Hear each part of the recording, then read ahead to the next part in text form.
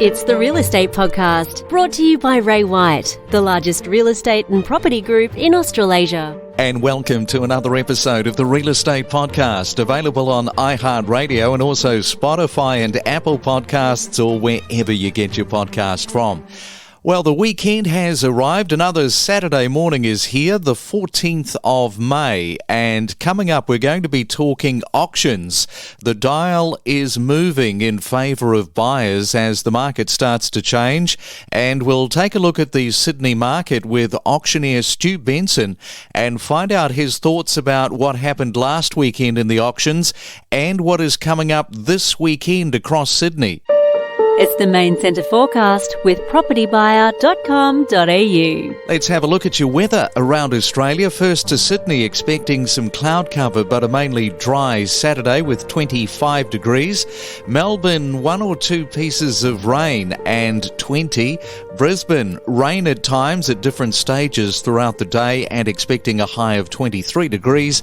And in Perth today, showers to increase and expect a high of 21. Informing you on real estate. Wake up every morning to the Real Estate Podcast. Well, it looks like Elon Musk is probably unlikely to buy Twitter after all. That would be my prediction after he raised questions about how many fake accounts Twitter has.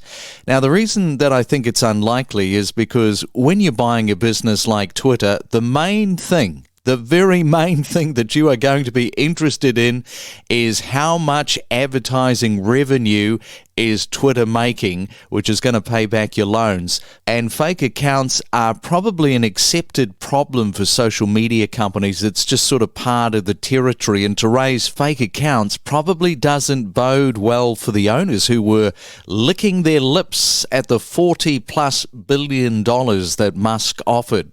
And talking of social media, if you're celebrating a birthday today, you are celebrating it with Mark Zuckerberg. I didn't realize he was still in his 30s. He is turning 38 today. We feature market updates, interviews and trends. It's your weekend real estate podcast. Well, let's look at some of the numbers last weekend across the Sydney housing market, and there were around 700 city auctions. That's roughly 200 fewer than the week before, and almost 400 fewer than at this same time last year. And if you need further proof that the market is changing, not all of those auctions went ahead.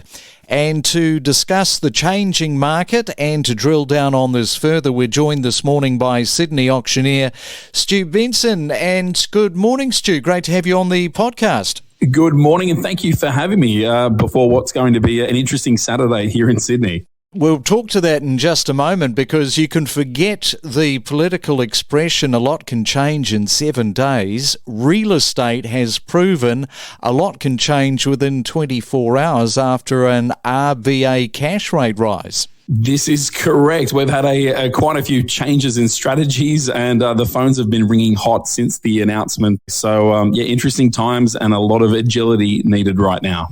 And so you're in the trenches, you're seeing firsthand what is happening at auction time. What did you see last weekend that perhaps surprised you? Did it tell you anything that you didn't already think was happening? Look, at the moment, what we are seeing is that we're still dealing with people who are pre-approved. So at the moment, the people who are registering to bid at auctions have already done their sums and financial figures, and a lot of them are on the clock. They don't want to have to go through the red tape of reapplying for a mortgage. So there is still a little bit of urgency out there from the buyers that we're dealing with. They want to borrow based on the rate that they might have already locked in on their pre-approval. So still transactions happening, but the sold prior numbers are definitely creeping up as well. And with active bidder numbers down, that is increasing the odds for sure for buyers getting what they want. So, it's a good time, isn't it, to buy? Look, it really is a narrative that I'm encouraging a lot of my agents to talk to, and that is the fact that the odds are really in the buyer's favours right now. If you look at a hot market, and even if we were to cast our minds back 6 months ago and look at what was happening in spring of 2021, most registered bidders at auctions were competing with anywhere from 8 to 12 registered bidders on average per auction. So your odds of actually landing the property were maybe 7% at best at any regular auction around Sydney metropolitan area. And at the moment, you might be a 1 in 3 chance. And so I think if you are ready to go and you're pre-approved and you like the home, it's a good time to be a bidder. The odds are very much in your favour. It's just getting that nudge going, isn't it? Because sometimes people just need that little, particularly at this time in the market, because we're between sort of no man's land. It's where we're starting to see a little bit of a rise. We're in that sort of real dead spot. And if somebody can just get that little bit of nudge with their thinking, then they're on the path to potentially securing that property.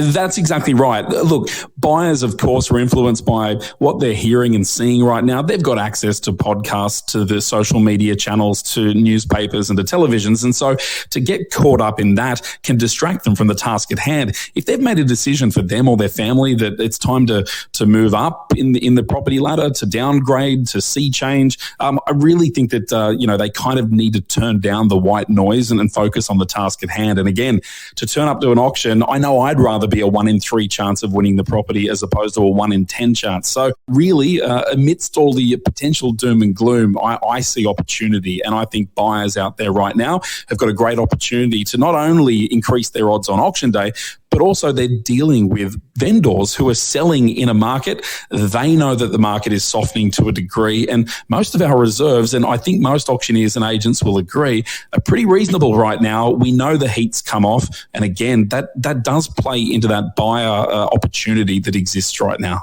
Well, that kind of leads me into my next question. Are you starting to see that vendors are accepting pre-auction offers a little bit more readily now?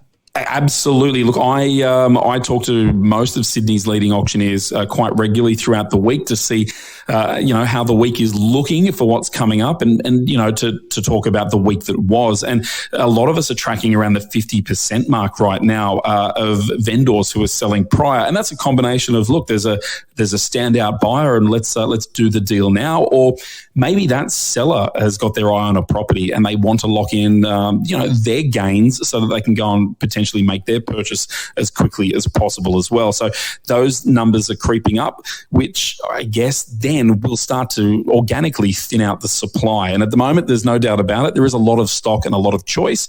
And so seeing these properties move before auction, I guess puts the impetus back on the buyers that they're going to have to make sure that they are bidding at auction with what might be limited stock if half of the listings that are being presented to the market via auction are actually not making it to auction day.